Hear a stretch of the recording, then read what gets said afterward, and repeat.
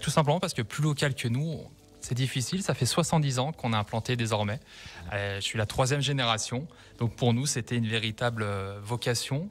Et c'est une tendance également pour répondre à la demande des clients de proposer des produits et des services qui sont fabriqués localement. Le directeur général d'Intersport Cluses et Sallanches, Jérémy Piguet. Bonjour Jérémy. Bonjour à tous. Bienvenue dans nos locaux, ici à Radio Mont-Blanc. Alors la première question, elle est toute simple, c'est pourquoi avoir choisi d'être partenaire principal de cette catégorie Made in Local? Tout simplement parce que plus local que nous, c'est difficile. Ça fait 70 ans qu'on a implanté désormais. Je suis la 3e génération. Donc pour nous, c'était une véritable vocation. Et c'est une tendance également pour répondre à la demande des clients de proposer des produits et des services qui sont fabriqués localement. C'est-à-dire que votre papa était le directeur général et votre grand-père le directeur général également avant? C'est ça. Mes grands-parents ont créé la société il y a un petit peu moins de 70 ans. Mes parents ont pris la suite et je reprends la suite, le flambeau, avec ma femme, désormais depuis un petit peu plus de 5 ans. Connaît-on déjà le nom du futur directeur? On verra si un de nos 2 fils souhaite prendre le relais. Dans chaque magasin. Ça ferait le plus facile. C'est pas mal. Alors, j'ai entendu, parlez-nous d'Engagé Sport. C'est un mouvement interne, Engagé Sport, chez Intersport. Tout à fait. Engagé Sport, c'est un mouvement qui était engagé par Intersport France dans le cadre de la politique RSE pour rendre le sport plus durable, plus accessible et plus solidaire. D'accord. Et alors, que fait votre cellule interne Engagé Sport ici? Alors nous ici, prendre un exemple, côté plus solidaire, plus social, on travaille au niveau des invendus ou des produits qui sont pas 100% utilisables. On les récupère, on les jette pas et on en donne une grande partie au secours populaire. Ah, ça c'est bien ça. C'est les vêtements qui sont légèrement... On a des vêtements qui ont soit des défaillances, typiquement une poche qui est mal zippée. D'accord. Le produit n'est pas fichu, il est utilisable. On a fait une action l'été dernier avec les sacs à dos.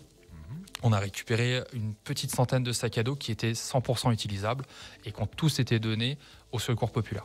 Félicitations donc à l'équipe Intersport Cluses et Sallanches. Qu'est-ce que vous mettez en place sur le plan développement durable? Je pense à vos actions concrètes pour commencer, bien sûr. Alors, nous, désormais, depuis quelques années, toutes nos réflexions, elles sont tournées vers le développement durable.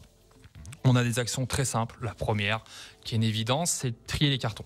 Chez nous, les cartons, c'est le plus gros des déchets. Parce que tout arrive emballé, c'est ça, avec des cartons? Et puis des fois, on a le carton dans le carton, dans le carton. Ah, le suremballage. Voilà, ça c'est un fléau, mais nous, on a déjà pris la décision depuis très longtemps, mais tous ces cartons sont triés dans une benne spéciale. Ouais. Après, on a une réflexion au niveau d'Intersport France, globale, de façon d'aller plus loin pour éviter ces fameux suremballages qui sont un véritable fléau. Et après, on est même en réflexion depuis quelques temps, nous, sur les panneaux solaires. Ah, c'est-à-dire C'est-à-dire qu'on a des immenses toits vides. Et on souhaite les équiper de panneaux solaires de façon à devenir, si possible, autosuffisant en électricité. On sait que désormais, l'électricité, ça va devenir compliqué, même en termes de production. Donc, on réfléchit là-dessus. Mais après, on a surtout des grandes réflexions avec nos partenaires.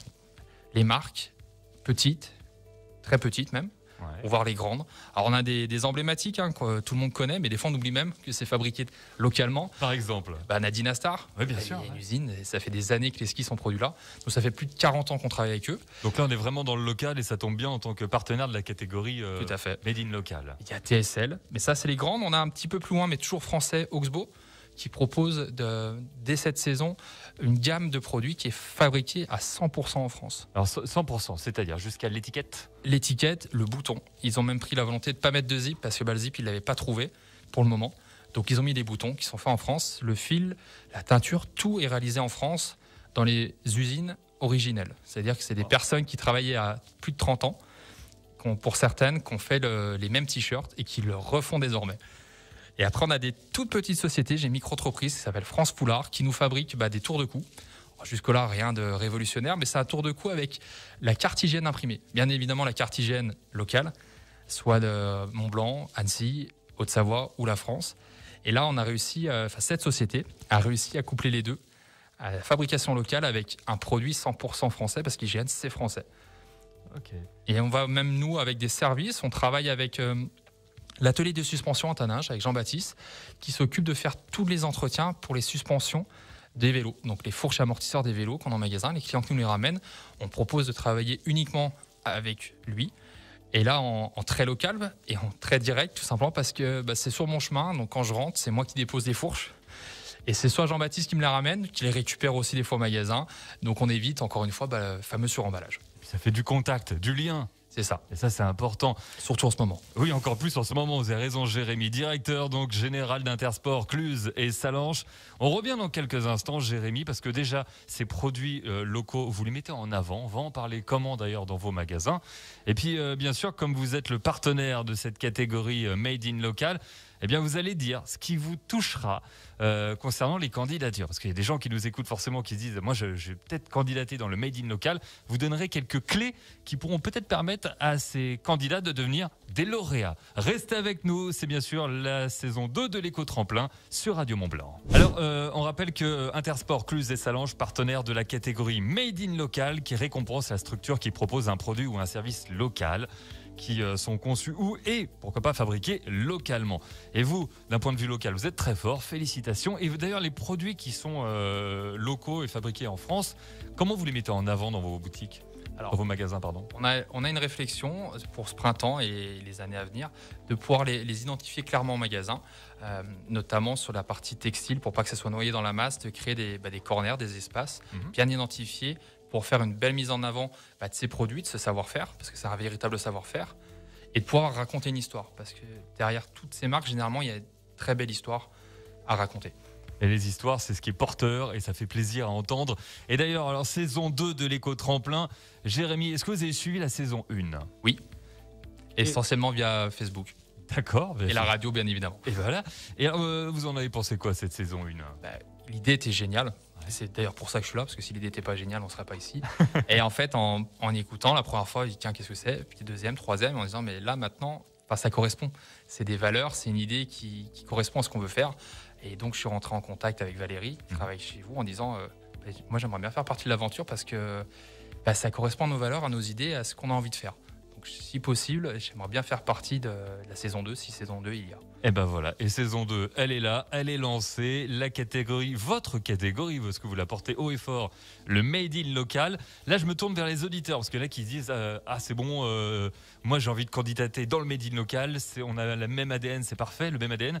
Et vous avez jusqu'au 6 mars, dimanche 6 mars, pour vous inscrire, donc les amis, sur radiomontblanc.fr.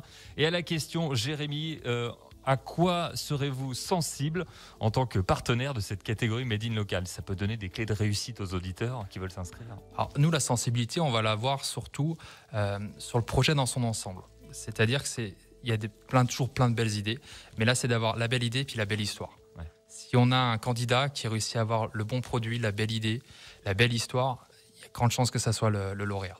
Ah ben voilà, vous avez les clés de la réussite maintenant. Rendez-vous sur radiomontblanc.fr. Vous avez jusqu'au dimanche 6 mars pour vous inscrire et devenir le gagnant peut-être de cette catégorie Made in Local portée par Intersport, Cluse et Salanches. Merci Jérémy d'être venu en studio. Merci à vous, merci de m'avoir invité. Au pas de course. Merci Jérémy, à très bientôt.